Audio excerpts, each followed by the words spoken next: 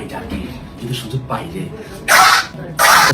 গত 1.5 বছর যাবত আমরা কন্টিনিউয়াসলি ব্যাচেলর পয়েন্ট সিজন 5 নিয়ে কাজ করছি।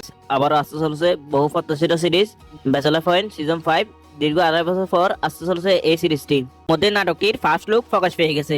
তার প্রসঙ্গে কাজল আরফিন উমি বলেন, আপনারা সকলে আমাকে অনেক দিন ধরে একটা প্রশ্ন করছেন, ব্যাচেলর পয়েন্ট সিজন 5 বানাতে আমি এত সময় নিচ্ছি কেন?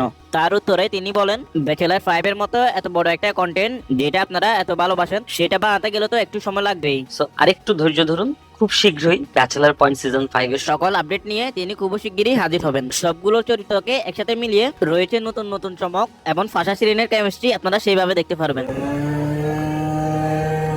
কাজল আরফিন উমি যে নাটকটির মাধ্যমে সেরা নির্মাতা হয়ে উঠেছে এবং এটির পরবর্তী সিজন কবে আসবে এই জন্য দর্শকরা তুমি আগ্রহে বসে রয়েছে, কেননা বাংলা নাটকের সবচেয়ে এন্টারটেইনমেন্ট নাটক হচ্ছে ব্যাচেলর পয়েন্ট এই সিরিজটি।